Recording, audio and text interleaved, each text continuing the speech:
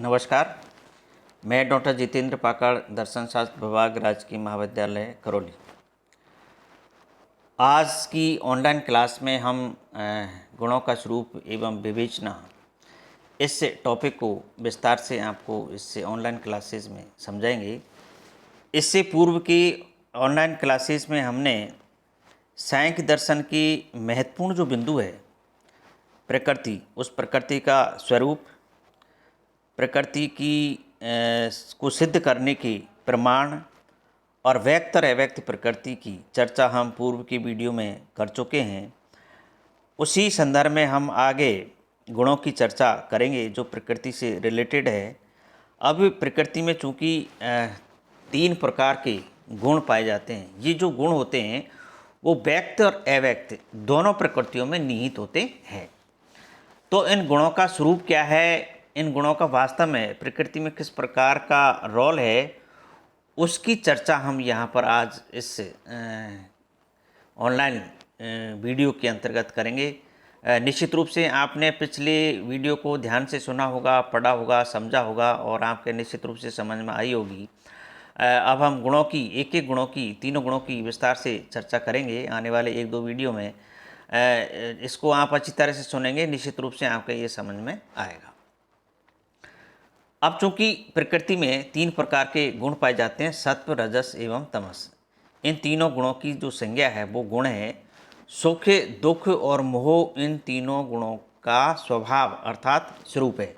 यानी ये जो सुख, दुख और मोह है, इन तीनों गुणों का स्वभाव है। यानी सत्व सुख का, रजस दुख का और तमस मोह का। इसको और विस्तार से आगे समझेंगे। आप ये समझें कि ये इस प्रकार का इनका स्वरूप है। सत्व गुण सुखात्मक होता है, यानी सुख उत्पन्न करता है। रजस दुखात्मक होता है, यानी संसार की जो दुखात्मक जो घटना है, दुखात्मक जो प्रवृत्ति है, जो दुख उत्पन्न करने की जो प्रवृत्ति है वो रजस के कारण होती है। और तमस का मोहात्मक होता है। मोहात्मक मतलब मोह, मेर मेरे का भाव जो उत्पन्न होता है, ये मेरा है, ये तुम्हारा है, ये इस प्रकार की जो प्रवृत्ति व्यक्ति में होती है वो तमस गुण के कारण होती है। गुण को गुण इसलिए कहा जाता है कि वे पुरुष के उद्देश्य की प्राप्ति में सहायता प्रदान करते हैं। देखिए, ये जो 2 तत्व हमने आपको बताए थे कि सांख्य दर्शन जो है द्वैतत्ववादी है।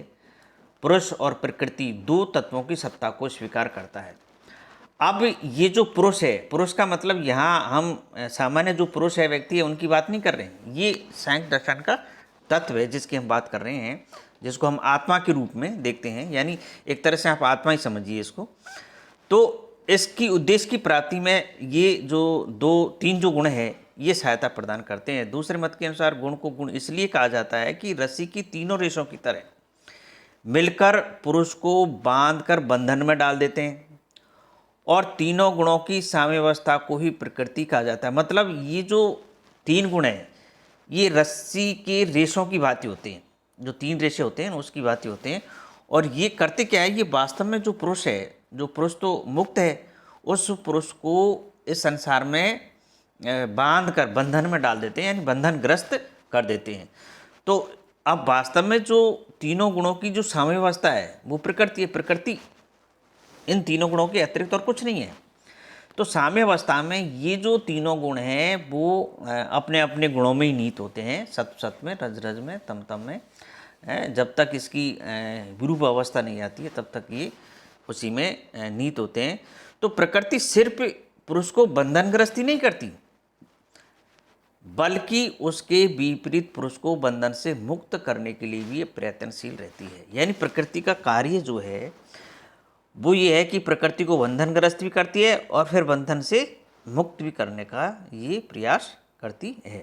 तो इस प्रकार से ये प्रकृति का स्वभाव है। गुण अत्यंत ही सूक्ष्म होते हैं। इनका ज्ञान प्रत्यक्ष नहीं होकर अनुमान से प्राप्त होता है। यानी बहुत ही सूक्ष्म है। इनका ज्ञान हमें प्रत्यक्ष प्रमाण के माध्यम से नहीं होता है, केवल अनुमान से होता है। अर्थात गुण अनुमान का विषय है, न कि प्रत्यक्ष का या अन्य किसी प्रमाण का। ये गुण क्या है, इनका स्वरूप, प्रयोजन तथा कार्य क्या है, इसका निरूपण सांख्य कारिका की 12वीं कारिका में किया गया है, जो इस प्रकार है। सांख्य कारिका की जो बारिका है, कारिकाओं के बारे में मैंने आप लोगों को बताया कि सांख्य कारिका में 72 कारिका है और उन 72 कारिका में से कुछ कारिकाएँ बहुत ही इम्पोर्टेंट है जिनको आपको याद करना है। तो ये जो 12वीं जो कारिका है वो कारिका इस प्रकार है। प्रति विषादात्मक प्रकाश प्रवृत्ति नियमार्था अन्योन्याभिभावाश्रय जनन मिथुन वृत्तपश गुणा। अब हम इसको इस प्रकार से समझें। प्रति विषयादात्मक, प्रीति का मतलब होता है सुखम, यानी सुख उत्पन्न करने की प्रवृत्ति। अप्रति का मतलब होता है दुख, यानी जो दुख उत्पन्न करता है। विषादो का मतलब होता है मोहात्मक, अर्थात सुख दुख और मोह इन तीनों गुणों का स्वभाव है, स्वरूप है। अतः सत्व सुखात्मक, रजस दुखात्मक तथा तमस मोहात्मक होता है। तो ये इस प्रकार से इसमें ये समझाया गया है कि तीनों गुणों का जो स्वरूप है वो किस प्रकार से होता है। अब इनकी एक एक की हम शब्दों का तात्पर्य भी समझ लेते हैं। प्रति शब्द का तात्पर्य क्या है? प्रति शब्द का तात्पर्य है आर्जव। आर्जव का मतलब होता है सरलता, सरल, बिल्कुल सरल। मृदुलता, मृदु जो होती है जिसमें मधुरता जिसमें होती है। कोमलता, बिल्कुल कोमल, सॉफ्ट।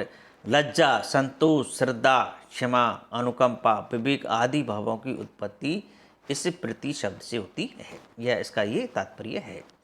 अप्रति शब्द का तात्पर्य क्या है? अप्रति शब्द का तात्पर्य है ओस, दोहो, मतस्सर, निंदा, पराभाव, मान तथा मद आदि जितनी भी जो दुखद भाव होते हैं, दुखद भावों की जो उत्पत्ति होती है वो अप्रति शब्द से होती है। विषाद शब्द का तात्पर्य क्या है? विषाद शब्द का क्या है? विप्रलंब, भय, नास्तिकता, कुटिलता तथा कृपणता आदि मोहप्रद भावों की उत्पत्ति इस विषाद शब्द से होती है। जो मोह उत्पन्न करते हैं, जो बंधनग्रस्त करते हैं, ये मोह जो भाव है यही तो है भाव जो पुरुष को बंधनग्रस्त में डालने का प्रयास करते हैं। दूसरा इसका पॉइंट जो है वो है प्रकाश प्रवृत्ति नियमार्थाः, अर्थात सत्व का प्रयोजन प्रकाश, रज का प्रवृत्ति तथा तम नियमन अर्थात प्रवृत्ति का अवरोध है। यानी ये जो सत्व का जो प्रयोजन है वो है प्रकाश, प्रकाशमान, आनंददायक। रज का है प्रवृत्ति, गतिशीलता, और तम का है प्रवृत्ति में अवरोध उत्पन्न करना, अवरोधक होता है ये। सत्व प्रकाशार्थ अर्थात प्रकाश करने में समर्थ होता है। रजोगुण प्रवृत्ति में समर्थ है तथा तमोगुण स्थिति में ही समर्थ है, यानी अवरोध, स्थिति का मतलब अवरोध, समर्थ है। इस प्रकार गुण प्रकाशशील, क्रियाशील एवं स्थितिशील है। तो ये यहाँ इस प्रकार से इसकी व्याख्या की जाती है। तीसरा जो बिंदु है वो है अन्योन्याश्रय वृत्ति। इसका तात्पर्य है एक की क्रिया दूसरे की अपेक्षा करती है। अन्योन्याश्रय, अन्योन्याश्रय का मतलब है कि अन्य अन्य पर आश्रित है। आश्रय का अर्थ यहाँ इतना ही है कि अपनी क्रिया में एक दूसरे की अपेक्षा करता है। सत्व प्रवृत्ति और नियमन का आचरण कर अपने प्रकाश के द्वारा शेष दोनों का उपकार करता है। तमोगुण प्रकाश और नियमन का आचरण कर दोनों को प्रवृत्त करता है। तमोगुण प्रकाश एवं रजोगुण की प्रवृत्ति का आचरण कर अपनी नियमन क्रिया से सत्व एवं रज दोनों की सहायता करता है। तो इस प्रकार से ये तत्व जो है आपस में एक दूसरे पर किस प्रकार आश्रित है इसकी व्याख्या यहाँ पर की जाती है।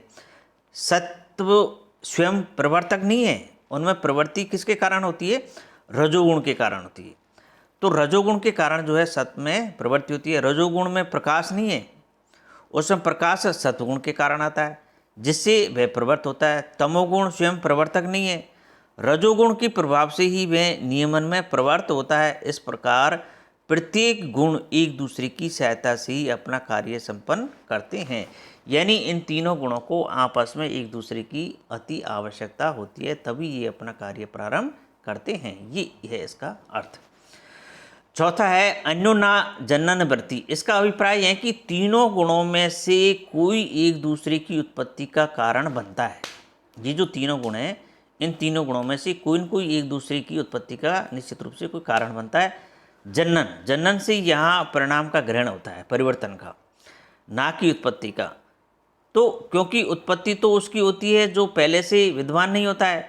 गुण सूक्ष्म रूप में अभिभूत होते हैं। गुणों की सामर्थ्य रूप प्रधान नामक परिणाम है। अब इसलिए यह एक दूसरे के हेतु यानी कारण नहीं हो सकते हैं। यह गुण अनित्य भी नहीं है क्योंकि इनका लय और तिरुभाव संभव नहीं है, अतः यह नित्य। अब जो नित्य होता है उसकी कभी उत्पत्ति नहीं होती है।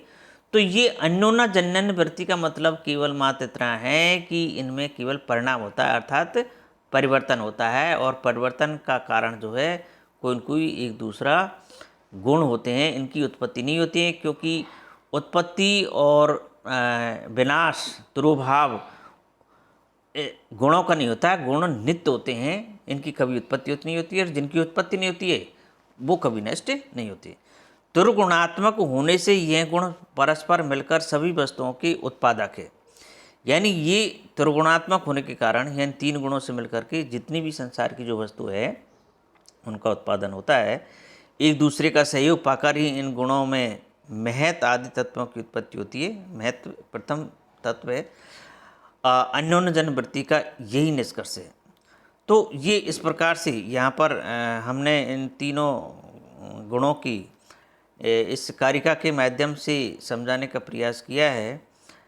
ये जो कारिका है, इस कारिका को आप अच्छी तरह से याद कर लें। जो संयुक्त कारिका की 12वीं कारिका है, इस कारिका में तीनों गुणों के स्वभाव और उनकी किस प्रकार से एक दूसरे से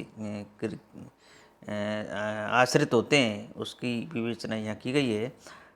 आगे हम अगले वीडियो में इनके आगे के बिंदुओं पर चर्चा करेंगे। धन्यवाद।